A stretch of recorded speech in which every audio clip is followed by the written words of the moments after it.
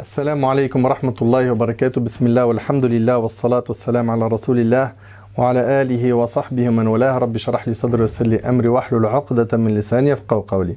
On continue toujours notre série sur la jeunesse et aujourd'hui avec l'aide d'Allah Tabaraka wa Ta'ala on va aborder un sujet qui est notre religion est simple. Notre religion est simple et elle apporte énormément de bonheur, de quiétude, de paix intérieure. Mohamed Nadir, salam alaikum. Mahdi, salam alaikum. Donc, comme vous le savez, il y a plein de jeunes qui ont mal compris la religion et qui pensent malheureusement que la religion c'est un ensemble d'interdits, que la religion c'est difficile, que la religion en fait c'est pour plus tard parce que nous quand on est jeune on veut s'amuser et on ne peut pas concilier l'amusement et le dîn d'Allah subhanahu wa ta'ala. Et en fait ce que les gens ne comprennent pas c'est que la religion c'est ce qui permet de rééquilibrer tout, les besoins du corps et les besoins de l'âme. Et en guise d'introduction, j'aimerais rappeler à mes petits frères et à mes petites sœurs qu'Allah Tabaraka wa Ta'ala, il veut pour nous la facilité. Yuridu Allahu bikumul yusr wa la yuridu bikumul usr. Allah il nous dit dans le Coran, Allah veut pour vous la facilité et non la difficulté. De même, Allah Tabaraka wa Ta'ala il dit Taha ma anzalna alayka al-Qur'ana litashqa. Taha, nous n'avons point fait descendre sur toi le Coran pour que tu sois malheureux, pour que tu vives dans la gêne. Le prophète alayhi salatu wassalam, lui-même il disait yassiru wa la tu'assiru. Rendez les choses faciles, ne les rendez pas difficiles, n'est-ce pas? Le prophète alayhi salatu wassalam, comme Aïcha radhiyallahu anha, elle nous dit ma khayyara an-nabi sallallahu alayhi wa sallam bayna amrayn, quand il avait le choix entre deux choses, il choisissait la plus facile tant que c'était pas un péché. Exactement. Quand il avait le choix entre deux choses, il choisissait la plus facile des deux. Parce qu'il y en a, subhanallah, ils pensent, quand ils pratiquent leur dîn, que plus ils vont se mettre eux-mêmes dans une difficulté, plus ils sont récompensés. Alors qu'il a un accès à une facilité. Certes, il y a des choses où, voilà, tu vas devoir te réveiller au fajr, et, que ce soit à 5h du mat, à 4h du mat, il y a une certaine mashaqqa, une certaine difficulté. Ça, tu ne peux pas faire autrement. Mais il y a des choses où parfois on a le choix de le faire de manière, on va dire, simple, si on peut dire ça comme ça, ou d'une autre manière. Et le prophète, il avait l'habitude de faire quoi? De faire les choses qui étaient les plus simples tant que ce n'était pas quoi? Un péché. On a plein de textes où on voit que notre religion, elle est en réalité facile. Et elle nous facilite les choses. Déjà, pour rentrer en islam, comme vous le savez, il suffit de prononcer une parole. N'est-ce pas? Par une parole, tu rentres en islam. Ça montre la facilité. Par une parole, tu te maries. Et d'où le poids aussi de la parole, du mot. Dans notre religion, on le verra plus tard, qu'on peut gagner énormément de bonnes actions avec un mot. N'est-ce pas? On voit également dans notre religion que dans nos adorations, quand il y a une incapacité de faire une adoration à cause d'une maladie, une grande gêne, quelque chose qui m'empêche de la faire, toujours il y a quoi? Une facilité qui nous est proposée. Le prophète il dit prie debout, si tu ne peux pas, c'est-à-dire s'il est incapable physiquement de prier debout, il prie assis. S'il ne peut pas, il peut prier allongé. Quand on n'a pas accès à l'eau pour les ablutions, on peut avoir recours au tayammum, aux ablutions sèches. Prier, grâce à Allah Azza wa Jal, on peut prier dans n'importe quel endroit qui est pur, contrairement aux communautés qui nous ont précédés. D'ailleurs, le prophète me dit Fuddiltu ala al-anbiya B7 dans une version, parmi les faveurs qu'il a eues que d'autres n'ont pas eues, c'est Ju'ilat li al-ard masjidan wa tahura. C'est-à-dire que toute la terre, pour nous, c'est un lieu de prière. Ça ne veut pas dire par là, tu t'arrêtes dans n'importe quel endroit public, tu fais de la provoque. Mais si une personne est coincée, elle peut, dans un endroit qui ne contient pas d'impureté, accomplir son obligation. On est bien d'accord? Quelqu'un qui est malade dans le jeûne, il y a une facilité, il peut rattraper son jour plus tard. Pour le hajj, il faut réunir les capacités physiques et financières. Donc on voit à chaque fois, pour le voyage, qu'on a une difficulté, Allah Tabaraka wa Ta'ala, il nous ouvre quoi? Des portes à quoi? À des facilités, à des solutions. Mon frère Mohamed, ce constat qui est que notre religion, elle est facile et que finalement, elle ne nous interdit pas de profiter des plaisirs de cette vie. Tu le partages. Et beaucoup de gens pensent que quand en fait on est dans la religion, c'est-à-dire quand on la pratique, c'est rigide. toute la partie loisir, plaisir, sourire, tout ça c'est fini. Alors que ce n'est pas le cas. Ce n'est pas le cas et j'aimerais bien justement que tu nous en dises plus. Et puis surtout un petit passage sur le hadith de Hanzala pour que les gens ils voient, subhanallah, que le musulman c'est quelqu'un d'équilibré. Bismillah ar-Rahman ar-Rahim, alhamdulillah, wassalatu wassalamu ala rasulillah, ma ba'd. Effectivement, on a tendance, quand on ignore une chose, de la prendre comme ennemie. Et la personne qui est loin de la religion, elle va avoir tendance à voir la religion comme une sorte d'enclave où on est enfermé, où on doit s'interdire un certain nombre de choses pour se rapprocher d'Allah subhanahu wa ta'ala. Mais en vérité, Allah subhanahu wa ta'ala nous a créé avec un équilibre. Allah subhanahu wa ta'ala nous a créé dans la vie d'ici-bas et il nous a créé avec tous les plaisirs qui composent la vie d'ici-bas, toutes les jouissances qui composent la vie d'ici-bas. Et effectivement, Allah subhanahu wa ta'ala, comme on l'a déjà vu, il nous a créé pour son adoration. Allah azza wa jalla l'a dit « Wa ma khalaqtul jinna wal insa illa liya'budun » Je n'ai créé les djinns et les hommes que pour qu'ils m'adorent. Mais il nous a autorisé également de profiter des plaisirs de ce bas monde et de profiter de toutes les jouissances. Allah subhanahu wa ta'ala nous dit « Ya ayyuhalladhina amanu kulu min tayyibati ma razaqnakum » Ô vous qui avez cru, mangez des bonnes choses que nous vous avons données en subsistance. Allah subhanahu wa ta'ala nous a institué de manger, de boire, de profiter de sa descendance, de profiter de ses épouses. Le prophète alayhi salatu wassalam, il disait « Hubbiba ilayya min dunyakum an-nisa wa at-tib » Il m'a été donné d'aimer de votre vie d'ici-bas les femmes et le parfum. Donc ça veut dire que le prophète sallallahu alayhi wa sallam, il aimait des choses. Il avait la famille qui était autour de lui. Il aimait énormément ses enfants et ses petits-enfants. Au point où il est cité une fois qu'il était en train de prononcer le sermon du vendredi, il a vu le Hassan ou le Hussein qui marchait avec Yamshiyani wa yatada'taran. Il marchait avec un vêtement rouge et il trébuchait devant lui. Il n'a pas résisté, alayhi salatu wassalam. Il est descendu de son minbar, il les a portés avec lui. Il a dit « Saddaqallahu al-azim » Innama amwalukum wa auladukum fitna. Il a dit, Allah a dit vrai lorsqu'il dit vos richesses et vos enfants sont une tentation pour vous. Et c'est une bonne tentation. C'est-à-dire que c'est un plaisir dans la vie d'ici-bas qu'Allah subhanahu wa ta'ala nous a donné de réaliser. Donc Allah azza wa jalla a créé des êtres humains et il leur a ordonné d'être ses serviteurs, mais des serviteurs équilibrés. Allah azza wa jalla nous a placés dans un équilibre entre son adoration qui est extrêmement importante, qui est le socle de notre vie, et entre at-tayyibat, les bonnes choses dans lesquelles la personne elle va s'épanouir, elle va profiter, elle va prendre du plaisir, elle va avoir de la jouissance. Et c'est ainsi que Allah subhanahu wa ta'ala nous a créés. Et Allah azza wa jalla, il blâme même les personnes qui vont aller dans l'extrême et qui vont s'interdire des choses, justement. L'image qu'on pourrait se faire d'une personne religieuse. Tu vois, on dit, ouais, lui, il est dans le din, ça y est, il fait plus rien. C'est pas Mahdi, il est dans le din, ça y est. On va plus lui proposer d'aller au resto, il va plus rigoler, voilà, il joue pas au foot. En fait. Ouais, c'est ça. Ça veut dire que c'est une enclume, le gars. Tu le prends, tu le transportes avec toi et t'alourdis. Et Allah subhanahu wa ta'ala ne nous demande pas d'être comme ça. Pourquoi? Allah azza wa jalla, quand il nous parle par exemple des moines, les moines chrétiens, qui s'étaient enfermés dans le monachisme, c'est-à-dire le fait qu'ils s'interdisaient les femmes et ils se mettaient dans leur monastère et ils adoraient Allah toute la journée. Allah subhanahu wa ta'ala, il les a blâmés pour cela. Il a dit « وَرَهْبَانِيَّةً ابْتَدَعُوهَا مَا كَتَبْنَاهَا عَلَيْهِمْ » Il a dit, ils ont inventé ce monachisme que nous ne leur avions pas prescrit. On n'avait pas prescrit pour eux ce monachisme-là. Et ils l'ont fait par agrément d'Allah subhanahu wa ta'ala, par recherche d'agrément d'Allah, mais ils ne l'ont pas accompli comme il se devait.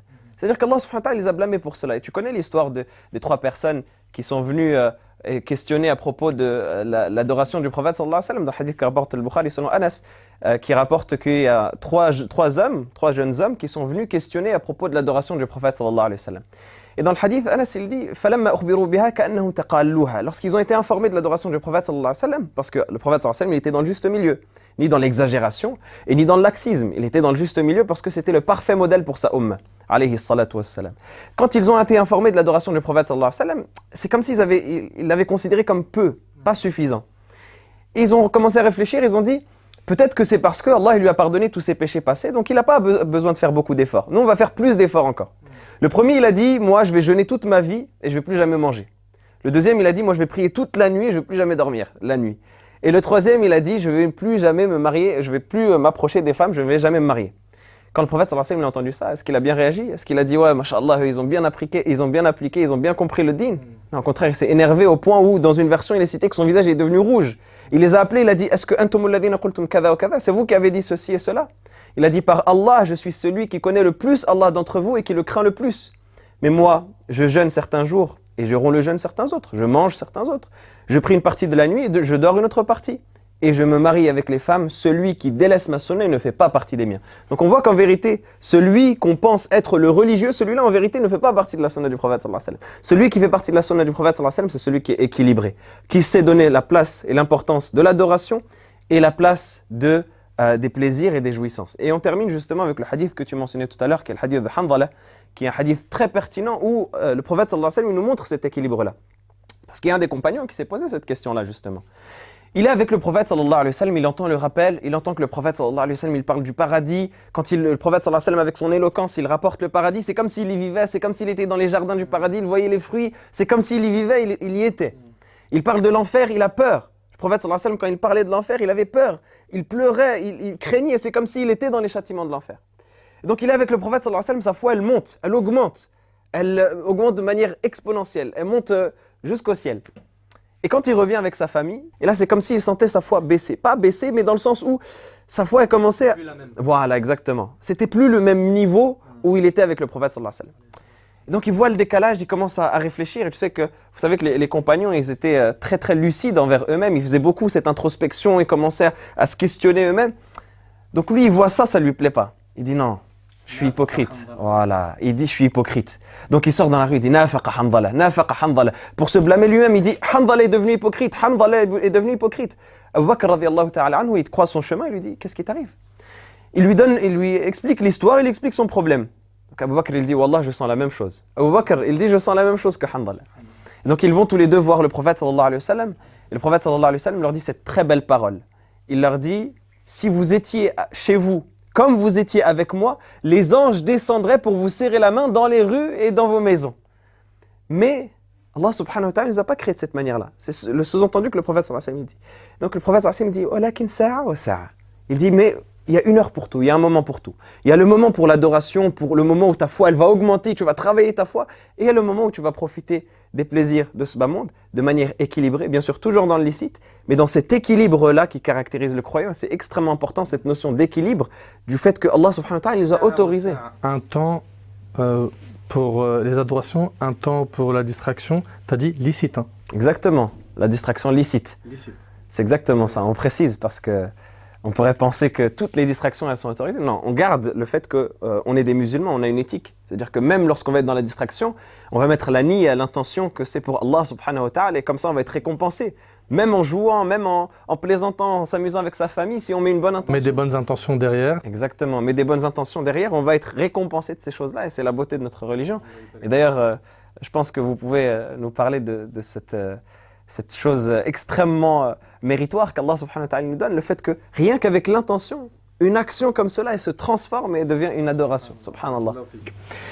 Mon frère Mahdi, aujourd'hui le constat il est là. Ils ont peur de la religion parce que pour eux c'est un ensemble de haram. Ok? On n'y voit que du sombre. On n'y voit pas la rahma. On n'y voit pas la bonté divine. On n'y voit pas les récompenses qui nous attendent.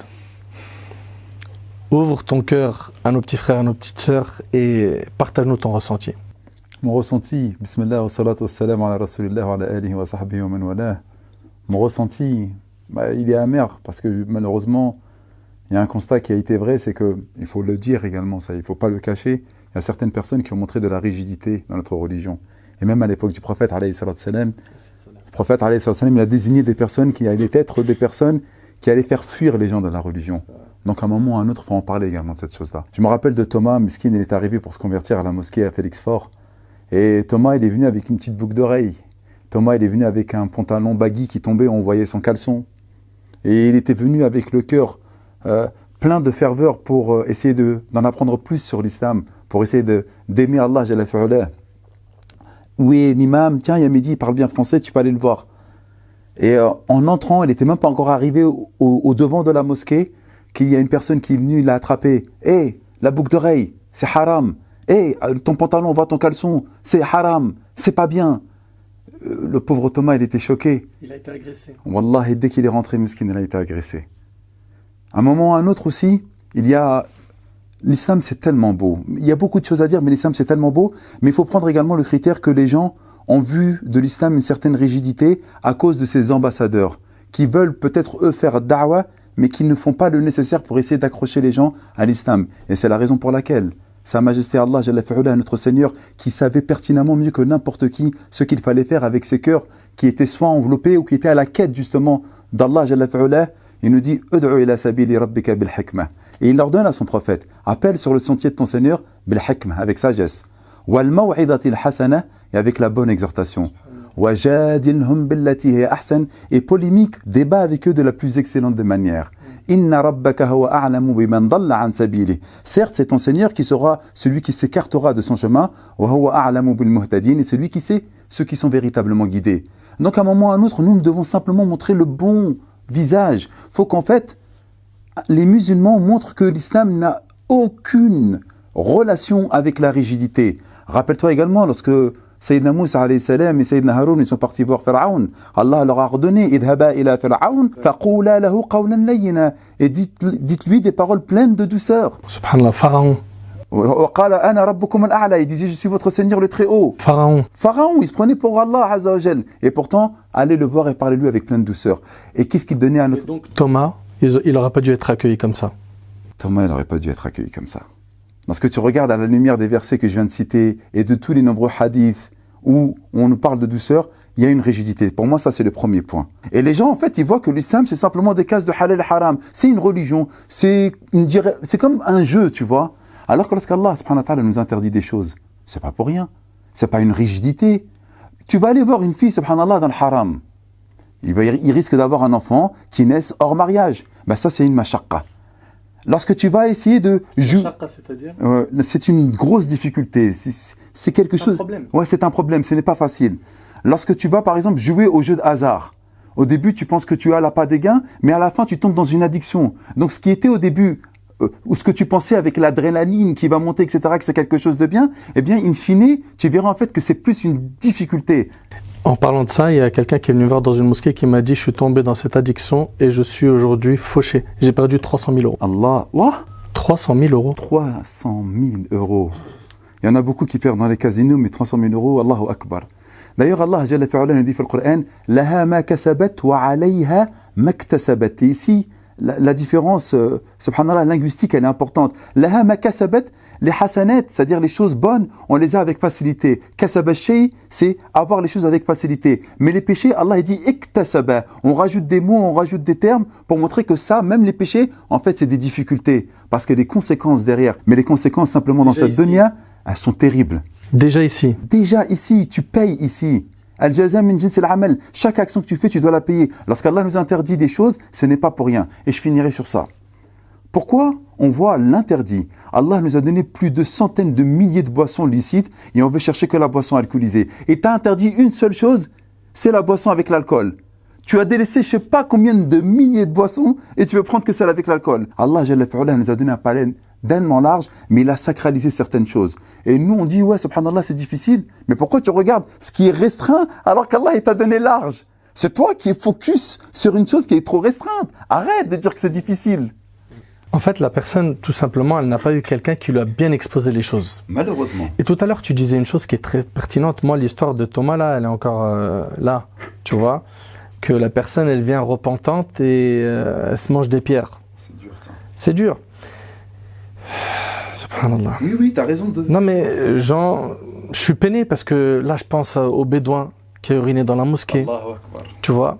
Regarde comment le prophète sallam s'est comporté avec lui jusqu'à ce qu'il a même dit Wallah, fais-moi miséricorde ainsi qu'à Mohammed et à personne d'autre. Tellement il a vu de la bonté. Et cette histoire, peut-être nos petits frères ils la connaissent pas, nos petites sœurs. C'est un homme qui rentre dans la mosquée et qui urine dans la mosquée. Du prophète.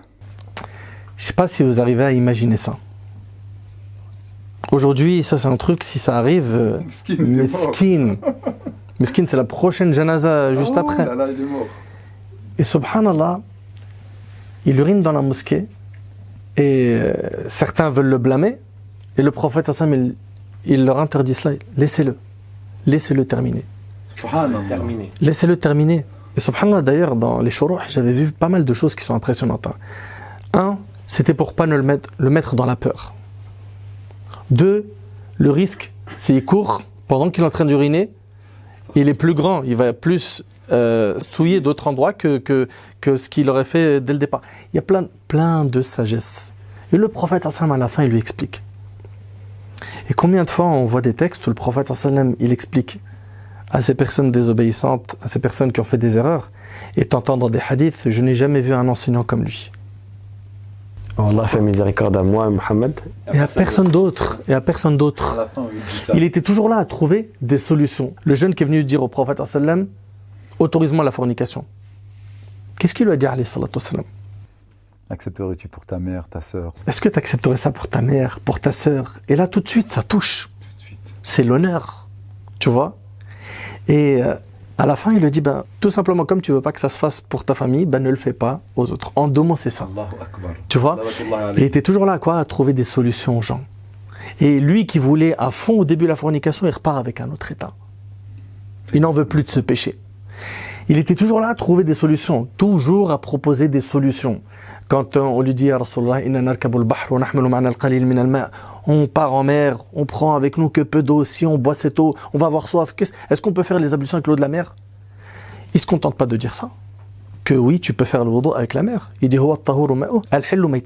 et sa bête morte à la mer, elle vous est licite. C'est-à-dire, tout comme je sais que maintenant vous avez besoin de boire, je vous donne même aussi un tuyau. Pourquoi? Pour que vous puissiez manger. Subhanallah, de la même mer. Il où cet état d'esprit aujourd'hui?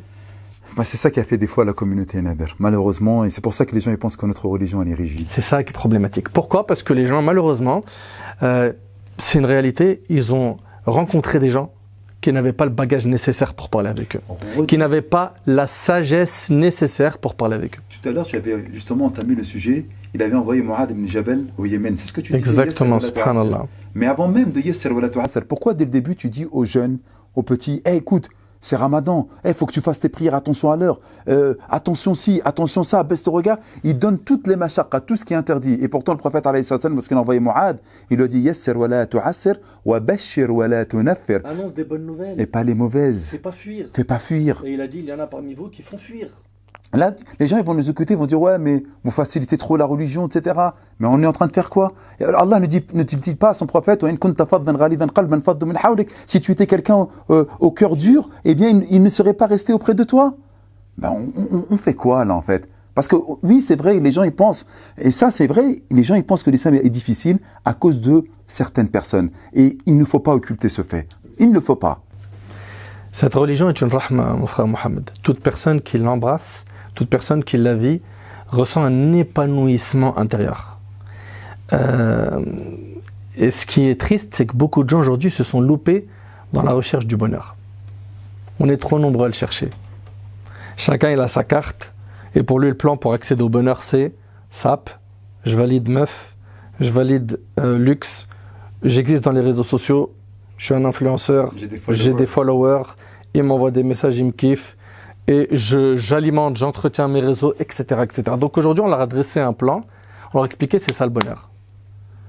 Demain, supposons qu'il n'y a plus Internet, ces gens-là, ils n'existent plus. Allah tabaraka wa ta'ala, il dit quiconque mâle ou femelle, man amila salihan min dhakarin aw untha wa huwa mu'min falanuhyiyannahu hayatan tayyiba. Certains ils pensent masakin. Franchement, je dis masakin parce qu'ils se sont loupés dans leur recherche du bonheur. Tu peux juste traduire le verset? Oui. Allah Ta'ala il dit quiconque mâle ou femelle fait des bonnes œuvres tout en étant croyant, nous lui ferons vivre une bonne vie. T'entends, Mehdi? Nous lui ferons vivre une bonne vie. Qui parle? Allah Jalla fi'ula. Allah c'est le maître, le créateur, qui nous connaît mieux que n'importe qui, n'est-ce pas? Subhanallah, il nous dit que la clé pour avoir le bonheur, c'est quoi? Al-Iman. Tu crois en Allah, tu as la foi en Allah subhanahu wa ta'ala et tu fais des bonnes œuvres. C'est la clé du bonheur. Certains ils se sont loupés, ils pensent que c'est dans la notoriété, dans les diplômes, dans l'argent, le rang social. Je suis haut placé, je suis le patron de telle boîte. Ça peut apporter des petits bouts de bonheur, mais ça ne comblera pas ce manque, ce vide cruel qui est à l'intérieur de ton être, ton âme qui est pauvre. Parce que le prophète il a dit la vraie richesse n'est pas dans les biens abondants de cette vie, mais la vraie richesse c'est celle de quoi? De l'âme.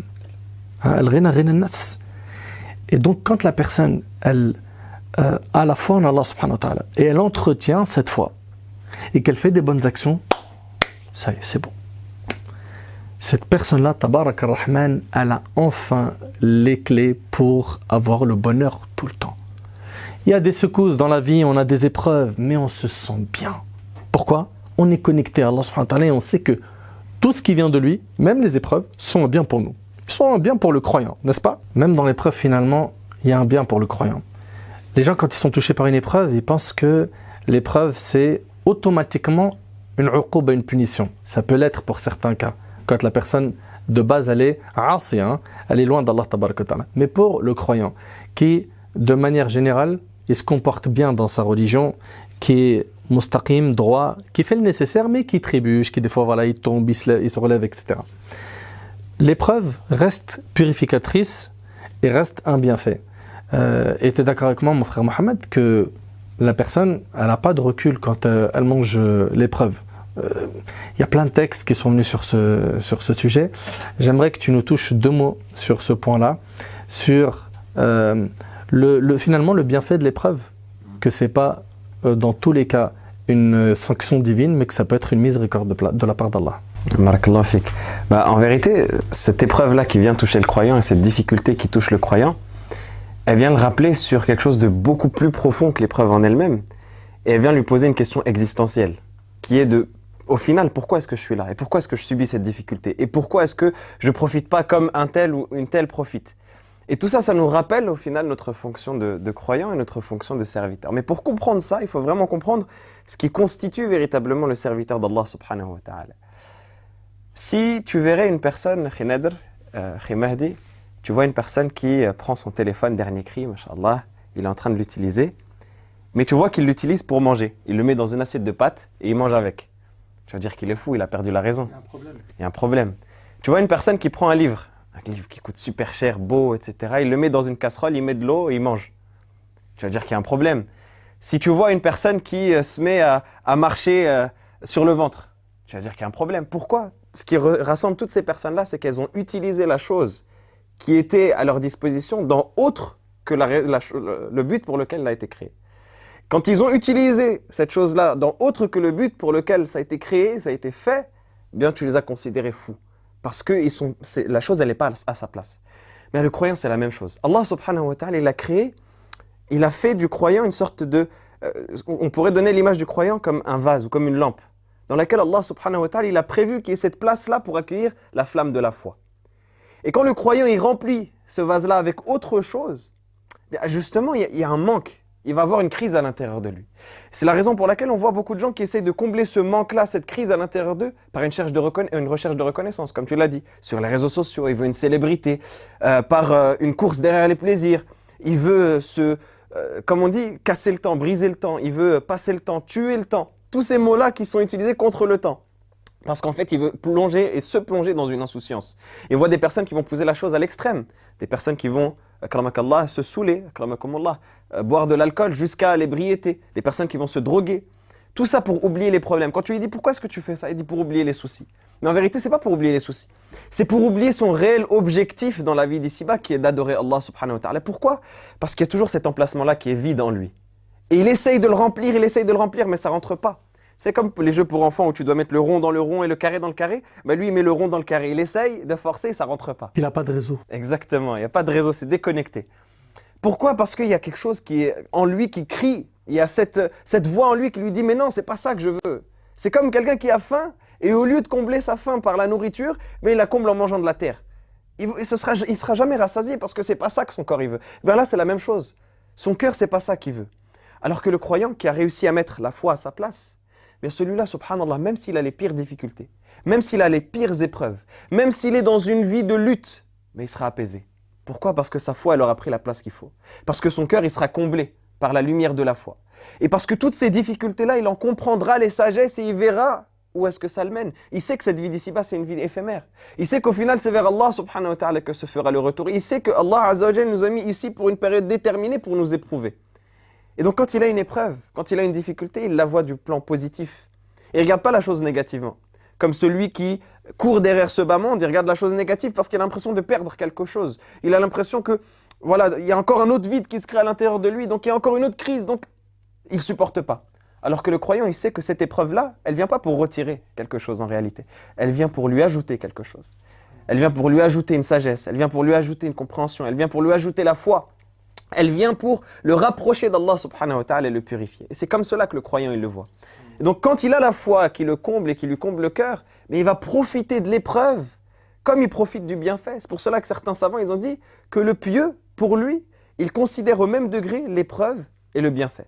Pour lui, le bienfait, eh bien, il est doux. Mais l'épreuve, elle est aussi douce que le bienfait. Il profite comme dans le bienfait, il profite dans l'épreuve. Mais une personne pourrait se dire, mais moi je fais trop de bien, comment ça se fait, je suis éprouvé? Justement, Allah subhanahu wa ta'ala, plus tu fais le bien, et plus il t'éprouve. Parce que quand il t'éprouve, il te purifie. Quand il t'éprouve, il te rapproche de lui. Quand il t'éprouve, il t'enseigne. Il t'élève en degré. Il t'élève en degré, exactement. Ici-bas et dans l'au-delà. Il te rajoute des bonnes actions, il t'efface des péchés. Au point où le prophète sallallahu alayhi wa sallam, il dit hatta shouka. Il dit même hatta shouka, il dit même L'épine. même l'épine qui touche le croyant, elle lui purifie des péchés.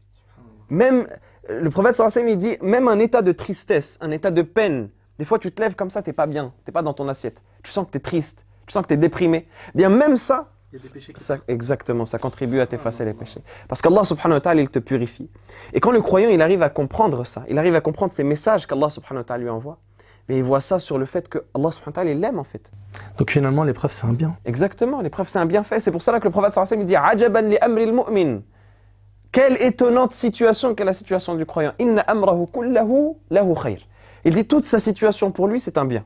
« In asabathu sarra shakar, fakana khayran lah » S'il est touché par un bien, il remercie, et c'est un bien pour lui. « Wa in asabathu dharra sabar, Sabar. fahuwa khayrun lah » Il a dit, et s'il est touché par une épreuve, une difficulté, il se montre endurant, patient.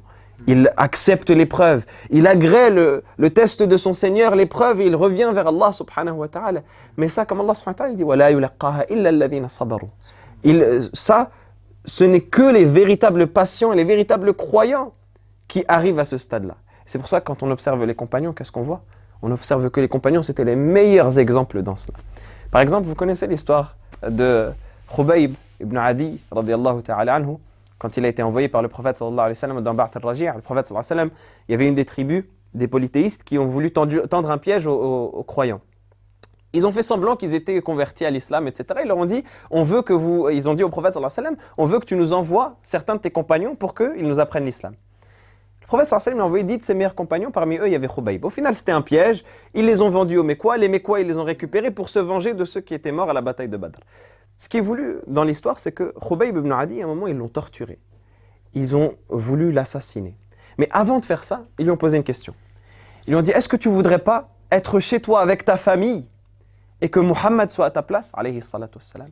Il a dit, par Allah, je ne voudrais pas être chez moi avec ma famille et que Muhammad soit touché par une épine. Comment est-ce qu'il arrive à ce degré? Comment est-ce qu'il est arrivé à ce degré où il sait qu'il va être torturé par les Mécois qui veulent se venger? Il sait qu'il va être tué. Mais pourtant, il arrive à patienter et à agréer l'épreuve, il la prend avec le sourire. Parce que le cœur de Khubayb a été rempli par la foi. Et quand on arrive à ce stade-là, on comprend qu'au final, l'épreuve et la difficulté, c'est un bienfait d'Allah subhanahu wa ta'ala. Subhanallah, barakallahu fik. Allah yajazik khair, Mohamed. Mahdi, je vois que tu veux prendre la parole. Il y a quelque chose qui te tient à cœur, vas-y. Barakallahu fik. Lorsque j'entends les jeunes, tu peux leur dire tout ce que tu veux dans les degrés du paradis, pour eux ça restera abstrait. Pourquoi Allah subhanahu wa ta'ala, alors que je suis musulman, alors que vous me dites que l'islam c'est quelque chose qui va attirer, j'ai pas envie de tomber dans l'épreuve, j'ai pas envie de me retrouver dans la difficulté. Allah subhanahu wa ta'ala, il est riche par excellence, il est miséricordieux. Il peut me mettre une vie super facile. Pourquoi je suis obligé de passer par ça? Pourquoi c'est quoi l'islam en fait? C'est une religion où on est obligé de souffrir? Regarde, vous venez de me le dire avec les versets, etc. Mais en fait, faut revenir un tout petit peu en arrière pour bien comprendre la chose. L'individu, l'humain, non pas que le croyant, il est fait de corps, il est fait d'une âme. Le corps, on va le nourrir avec la nourriture terrestre, les viandes, les fruits, etc. Mais pour pouvoir nourrir l'âme que tu disais, il faut une nourriture céleste qui vient d'en haut, parce que l'âme n'a pas été créée sur terre. Ensuite, on envoie l'ange qui insuffle l'âme. L'ange, il vient du ciel. L'âme, elle vient de là-haut. Tu ne peux nourrir l'âme que de là-haut. Et là, tu te dis, mais alors pourquoi je suis touché par l'épreuve? Eh bien, en fait, l'épreuve, c'est un bienfait énorme. Si tu réfléchis, qui a été le plus éprouvé? C'est le prophète. Est-ce que le prophète, il a été éprouvé parce qu'il a fait des bêtises? Parce que c'était un châtiment? Hasha lin-nabi alayhi salam. Jamais on ne pourrait imaginer que le prophète, il était là-dedans. Mais lorsque l'individu il est touché par l'épreuve, qu'est-ce qu'il va faire automatiquement? Il va lever les mains et se connecter avec Allah. Et il est là le cadeau. Parce que là, tu nourris ton âme maintenant. Ah, tu voulais pas la nourrir, tu allais à droite, à gauche, etc. Ben maintenant, avec l'épreuve, forcément, tu vas te tourner vers moi. Forcément, tu vas me demander. Et dès que tu es en contact avec Allah, dès que tu évoques Allah, eh bien, tout de suite, ton âme, elle est déjà nourrie. Et alhamdulillah, rabbil alamin, le prophète, il a été énormément éprouvé, comme Sayyidina Moussa, comme tous les prophètes et messagers. Donc parfois l'épreuve, on pense que c'est une épreuve, mais c'est une éducation avant tout. Et ça te donne le goût, ça te donne le goût et surtout la nourriture de l'âme. Et n'est-ce pas qu'il disait Allah Jalla fi'ula, ala bi dhikrillahi tatma'innul qulub. N'est-ce pas que c'est par l'évocation et l'invocation d'Allah que les cœurs s'apaisent. Et nous, on a oublié de nourrir notre âme. Donc à un moment ou à un autre, comme il disait mon petit frère Mohamed Nadir, il disait une chose magnifique. Le gars, il va boire jusqu'à ne sait même plus quoi faire. Hachek, il va faire des choses terribles. Et après, tu lui poses la question, mais pourquoi tu bois? C'est pour oublier. Oublier quoi? Que tu as un vide abyssal, tu as oublié de nourrir ton âme. Pourquoi tu fumes? Mais c'est normal. En fait, tu penses, tu dis, mais il y a un truc qui manque, il faut que je continue à m'amuser à fumer. Mais en fait, tu es en train de remplir quelque chose qui ne sera jamais rempli. Comme il a dit, tu utilises une fonction pour autre chose, ça ne marchera jamais. Ben, nourris ton cœur. Et donc, à chaque fois qu'il va fumer, qu'il va boire, ou qu'il va s'amuser dans les boîtes, ou qu'il va regarder des séries, 1, 2, 3 saisons, sans s'arrêter. À la fin, c'est pourquoi? C'est pour oublier en fait qu'il a oublié de nourrir son âme. Eh bien, de temps à autre, masha'Allah, tabarakallah, l'épreuve vient te rappeler que tu dois venir nourrir ton âme. Et s'il avait évoqué et invoqué Allah, Jalla fi'ula, eh bien, elle se serait apaisée. Et s'il ne prend pas conscience de sa condition première, eh bien, il peut faire ce qu'il veut. Il dira toujours, ah, la religion c'est dur, mais en fait, il a oublié qu'il avait besoin de se nourrir et donc de nourrir son âme. Barakallah. C'est ça que je voulais dire. Qu'Allah te récompense. Moi, il y a un point que j'aimerais bien qu'on rapproche à nos petits frères et nos petites sœurs, parce qu'il ne reste pas beaucoup de temps. Nos petits frères et nos petites sœurs, en fait, s'ils savaient ce qui nous attend après la mort comme récompense, on réaliserait à quel point on peut faire ces sacrifices pour Allah subhanahu wa ta'ala facilement, de se lever pour le fajr, de se préserver du haram, de ne pas mettre dans notre estomac quelque chose de haram, de consommer quelque chose de haram, etc. Subhanallah, ce hadith-là qui est chez Muslim où le prophète il dit, ce hadith il m'a toujours impressionné, mon frère Mahdi, où le prophète il dit qu'on ramènera la personne qui aura goûté le plus d'épreuves dans la vie d'ici-bas. Il sera trempé qu'une fois fil Jannah. Et par le fait d'être trempé une fois fil Jannah, il oubliera toutes les épreuves. On lui demandera, est-ce que tu as connu une épreuve? Il dira, Ya Rab, j'ai jamais connu une épreuve dans ma vie. Être trempé combien de fois, mon frère Mahdi? Une fois. Une fois, tu oublies toutes les épreuves de cette vie. On en a eu des difficultés, on a eu des problèmes de santé, des problèmes de famille, des problèmes à l'école, des problèmes. On en a eu. Tout s'oublie en étant trempé une fois. Subhanallah. Avant de rentrer au paradis, tu entends des appels. Il vous appartient d'être jeune et de ne jamais vieillir, de vivre, de ne jamais mourir, de jouir, de ne jamais être malheureux. Ça, c'est avant de rentrer fil Jannah, tu es en train déjà de régaler tes oreilles. Avant même d'entrer au paradis, tu sens déjà son odeur. Bien longtemps avant que tu y rentres. Tu rentres, c'est un monde que tu n'as jamais vu.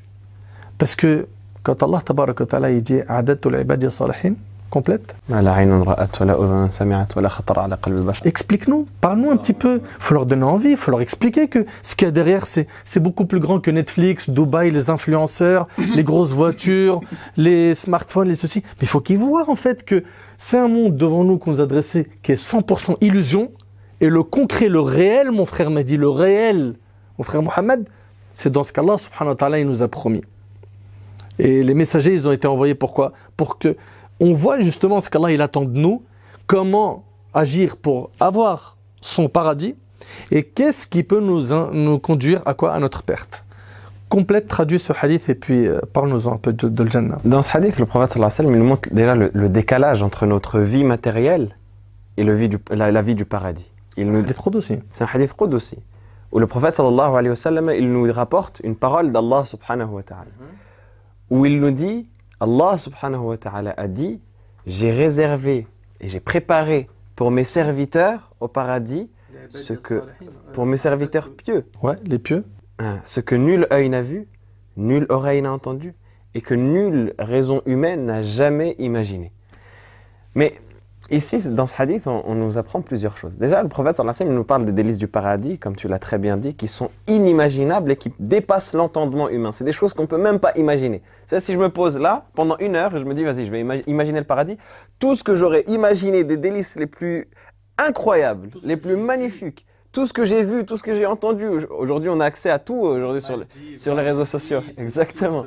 Toutes les vidéos YouTube où tu as magnifiques vidéos en 4K des chutes du Niagara ou des plages de sable blanc. Tout ça, c'est incomparable à ce qu'il y aura au paradis. Mais dans ce hadith, il y a quelque chose aussi que j'aimerais mentionner, qui est le fait que le prophète sallallahu alayhi wa sallam nous parle de notre référentiel à nous. C'est-à-dire, il nous dit ce que nul œil n'a vu. Ça veut dire que toi, ce que tu vois ici, c'est illusoire. C'est rien du tout. C'est une goutte. Dans un autre hadith, le hadith de Mustawrid Mushaddad, le prophète sallallahu alayhi wa sallam, il dit que ad-dunya, cette vie d'ici-bas, par rapport à l'akhira, par rapport à l'au-delà, c'est comme la personne qui rentre son doigt dans l'eau et qui le ressort. Tu as tout l'océan. L'océan, tu as l'impression qu'il n'a pas de limite. Et tu rentres ton doigt dans l'eau et tu le ressors. Bah, l'équivalent de dunya, c'est ce qui ressort avec ton doigt. C'est même pas quelque chose de mentionnable, ça retombe directement dans l'eau. Et tout le reste, c'est l'akhira, c'est l'au-delà. Moi, j'aimerais vous poser une question. Et j'aimerais poser une question à tous ceux qui nous écoutent. Imagine qu'une personne, là, tout de suite, là, on va dire, elle a l'âge de l'adolescence. 15, 16, 17, 18. Il dit, moi, à partir de maintenant, je veux consacrer ma vie à kiffer. Je veux juste faire du haram. Je vais faire tout ce qu'il y a ici-bas sur terre, tous les plaisirs, je vais en rater aucun. Dans quelle situation est-ce qu'il va être? On va lui dire, ok, d'accord, toi tu veux consacrer à faire du haram. Consacrer ta vie à faire du haram. Tu vas vivre combien de temps? 60, 70 ans. Ça veut dire que devant toi, là, déjà, tu as brûlé 17 ans de ta vie. Tu as brûlé presque 20 ans de ta vie. Déjà, quasiment le tiers de ta vie, il est parti. Tu l'as même pas vu passer. Tu es encore à l'adolescence, hein. La vingtaine. Déjà, quasiment le tiers de ta vie, il est parti. Ça, c'est s'il vit jusqu'à 60. Ça, c'est s'il vit, dans le meilleur des scénarios, 60, 70 ans, 80 ans. Le tiers de ta vie, tu le passes à quoi? À dormir, n'est-ce pas? On dort 8 heures, 9 heures, surtout les chômeurs et les gens qui n'ont rien à faire de leur vie. 10 heures, 11 heures, 12 heures. D'accord, tu as dormi le tiers de ta vie. L'autre tiers de ta vie, tu vas le passer dans les maladies. Tu te réveilles un matin, tu as mal au ventre, tu peux rien faire, tu peux pas bouger de ton lit. Tu te réveilles un autre matin, tu as mal à la tête, tu peux rien faire. Et t'enchaînes, et t'enchaînes, et t'enchaînes, et ta vie, elle passe dans ça. Tu arrives à la quarantaine, cinquantaine, ça y est, tu commences à vieillir, ton dos, il commence à se courber.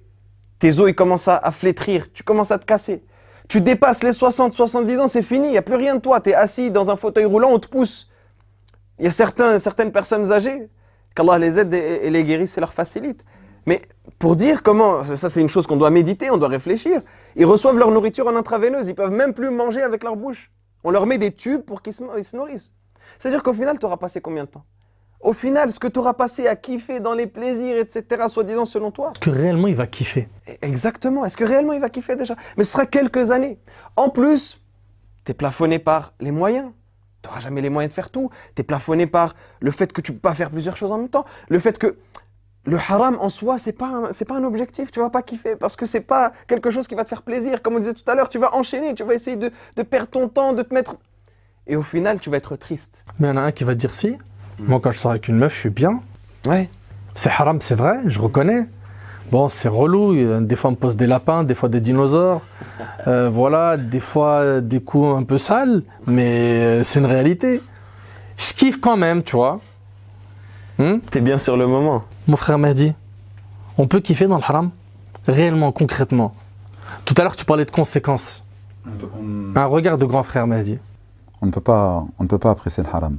Ça, c'est une chose qui... Et la personne qui dit, mais moi, je suis bien avec ma meuf. Cette personne-là, en fait, elle n'a pas véritablement compris. C'est pas possible qu'on puisse être bien dans le haram. Allah Jalla fi'ala ne permet pas de vivre concrètement les choses dans le haram. Donc finalement, il a des petits bouts de bonheur. Et Shaitan, il lui embellit en fait. Et il se ment à lui-même. Parce qu'il sait qu'il n'est pas bien. Pour pouvoir goûter au paradis céleste, depuis tout à l'heure, nous sommes en train d'en parler, il faut goûter d'abord au paradis terrestre. Il faut juste regarder les personnes richissimes qui se sont en fait suicidées. Pourquoi nous on va loin? À un moment ou à un autre, il faut parler concret avec nos jeunes. Pourquoi des personnes qui ont goûté à l'alcool, aux femmes, aux plus belles voitures, aux yachts, ils ont fait les plus belles plages du monde privées, ils sont dans les plus grands clubs privés, pourquoi ils tombent dans la cocaïne? Pourquoi ils sont tout le temps sous substances illicites? Pourquoi ils sont tout le temps alcoolisés? Certains emprisonnés. Beaucoup emprisonnés. Que des dépressions, anxiolytiques. Mais la fin, c'est ce que j'allais dire. À la fin, déception amoureuse. À la fin, ils se suicident. Les gens ne les aiment pas pour eux-mêmes, mais ils les aiment par rapport à leur argent ou par rapport au faste de leur vie. Par rapport à ce qu'il a. Par rapport à ce qu'il a. Donc en fait, à un moment ou à un autre, pourquoi on va loin? Regarde déjà ceux qui ont tout eu, ceux qui ont vécu ce paradis terrestre. Parlons concrètement. Est-ce que c'est réellement un paradis terrestre, Mehdi? Eux, ils pensent qu'ils sont heureux, mais en fait, wallah, que c'est les plus grands malheureux. Ils sont seuls. Malgré tous les apparats, toute la richesse qu'ils ont, ils sont extrêmement seuls. D'autres, il faut bien l'entendre, ils vivent dans la misère absolue. Ils ont du mal à joindre les deux bouts, mais lorsque tu regardes leurs yeux, tu vois, subhanallah, la sérénité, la quiétude et la tranquillité. Qu'est-ce qui se passe chez toi? Comment ça se fait que tu es déjà heureux dans cette dunya? La paix intérieure. La sérénité, la paix intérieure, comme tu dis. Et lui, qu'est-ce qu'il a? Il a goûté au paradis terrestre, comme il disait Ibn Taymiyyah. On ne pourra jamais goûter au paradis céleste avant de goûter au paradis terrestre. Et la véritable, tu l'as dit en introduction, le véritable bonheur, la véritable richesse, c'est quoi? La richesse de l'âme. La richesse de l'âme. C'est lorsque tu es bien. Et pourquoi des grandes chanteuses, je peux la citer parce que c'est un exemple pour les petites, elle avait tout, notoriété, argent, les concerts remplis. Et à la fin, subhanallah, elle est devenue musulmane. Et elle dit, j'ai vu mon plus grand bonheur. Mais c'est un exemple. Pourquoi vous allez chercher loin? Vous avez été attiré par le faux semblant? C'est pas ça la réalité de la vie. La réalité de la vie, si vous êtes, ne serait-ce... En fait, je suis désolé de le dire, ça va peut-être blesser, mais j'ai l'impression un petit peu qu'ils ne réfléchissent pas, ces gens-là. Vous voyez par A plus B, c'est mathématique, c'est factuel, que lorsque vous prenez ce chemin-là, mashaqqa, c'est une difficulté. Et pourtant, vous... Galère sur galère. Mais c'est que ça. Il n'y a rien. Et les gens qui se sont mariés ou qui se sont connus dans le haram après qu'ils se sont mariés, ça finit par des divorces. Ou les enfants qui sont mal éduqués, ou parce qu'on a essayé de faire des choses. Mais billah, regardez, dans toutes les histoires, dans tous les clips de rap, etc., c'est que des problèmes. Pourquoi? Pourtant, c'est le monde que vous voulez. Ça me rappelle une parole d'Ibn al-Qayyim, rahmallah, il disait, celui qui aime quelque chose, pas pour Allah, et que cette chose ne le rapproche pas d'Allah, il sera châtié, puni par cette chose dans cette vie avant l'au-delà. Subhanallah, c'est-à-dire que cette relation illicite ou autre, finalement, ça sera quoi? Une source de douleur et de souffrance dans la vie d'ici-bas. Me concernant, j'aimerais vraiment, mon frère Mohamed et Mehdi, que vous expliquiez à nos petits frères et à nos petites sœurs, avec des mots simples, qu'ils ont beaucoup plus à gagner en étant pratiquants de la religion d'Allah qu'à perdre. Et il faut arrêter avec ces verrous, ces cadenas qu'ils ont dans leur tête, qui consistent à leur faire croire que si tu te mets dans la religion, tu commences à pratiquer ton dîn, c'est mort. Il n'y aura plus de bonheur. Allah Ta'ala, il a dit, n'oublie pas ta part dans la vie d'ici-bas. Et il nous a montré les clés du bonheur, il nous a tout expliqué, Azza wa Jal. Ses petits frères et ses petites sœurs. Un mot pour finir, Inch'Allah. Le mot de la fin, c'est mets une balance devant toi et mets toutes les choses qu'on a évoquées dans un côté de la balance et tout le reste qu'on te propose dans l'autre côté. Mets ta vie éphémère dans laquelle tu vas passer quelques instants qui vont passer comme un clin d'œil et mets le paradis éternel de l'autre côté. Mets dans une balance, dans un côté de la balance, le fait qu'Allah subhanahu wa ta'ala, il t'aime, il veut ton bien. Il t'a créé pour son adoration et il t'a autorisé un millier de choses licites. Et mets dans l'autre côté de la balance les quelques choses illicites qu'il t'a interdit. À l'image de quand Allah subhanahu où il y a toujours derrière une sagesse ou des alternatives à tout ce qui est... Exactement. Et pas une porte de haram n'est fermée sans que 10 portes de halal ne soient ouvertes. À l'image de Adam alayhi salam, lorsqu'il a été créé dans le paradis, Allah subhanahu wa ta'ala, comme les savants le disent, il lui a interdit un arbre.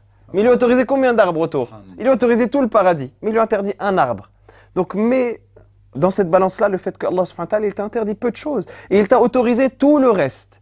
Dans cette vie dans laquelle ton existence est limitée, Allah subhanahu wa ta'ala, il t'a permis de faire en sorte que ces plaisirs-là soient une adoration qui vont t'élever en degré au paradis. Et Allah subhanahu wa ta'ala, il va te rapprocher de lui, même quand tu vas faire ces choses-là qui seront des distractions et des loisirs. Si tu mets une bonne intention, Allah subhanahu wa ta'ala, il te rapproche de lui, il t'élève.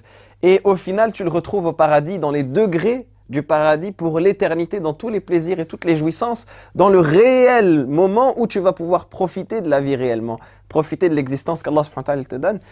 Essaye de mettre les deux dans la balance et regarde ce qui est le plus logique, ce qui est le plus naturel, ce qui est le plus rationnel et prends une décision, mais prends la bonne décision. Mehdi, un mot pour la fin. Vraiment très court, sois intelligent. C'est tout ce que je te demande. Fais les bons choix. Sois intelligent, donc bien entendu, fais les bons choix. À un moment ou à un autre, tu dois regarder. Tu parles de balance, Mohamed Nadir, c'est la vérité. Mais au-delà de la balance, tu te dois de réfléchir sur ton futur. Il faut que tu sois intelligent et que tu regardes ceux qui ont pris le chemin de la difficulté. Ce ne sont pas ceux qui croient. À la fin, toi, tu as été amusé, tu as joué, t'as butiné telle une abeille de fleur en fleur, t'as goûté aux femmes, t'as goûté tout ça, et t'as vu ton pote qui s'est pris la tête à travailler, qui s'est pris la tête à essayer d'étudier, à fonder une famille. À la fin, tu te retrouves à 40 ans, t'as goûté tous les pays du monde, t'as fait les plus belles boîtes, etc.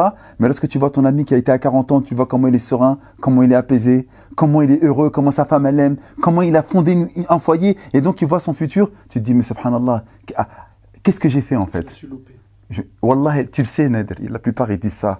Donc soyez intelligents. L'exemple il est flagrant. Soyez juste factuel. Je rejoins mes frères Mehdi et Mohamed dans le fait qu'il faut être sage et intelligent et qu'il faut réellement prendre des décisions qui ne nous feront pas regretter plus tard. Et ce qui est très difficile quand on a 13, 14, 15 et un peu plus, c'est quoi? C'est d'avoir du recul, d'avoir une clairvoyance, tu vois. Et d'où l'importance de prendre l'expérience de certains grands frères, comme c'est notre cas, sans s'afficher comme des modèles, mais on connaît ce monde.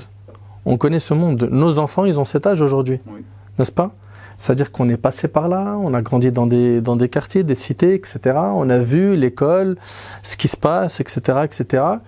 Et le jeune, il doit garder en tête une chose, c'est qu'il ne fera pas un pas le jour du jugement sans qu'Allah subhanahu wa ta'ala le questionne sur 4 choses et surtout qu'il comprenne qu'il sera questionné sur sa jeunesse.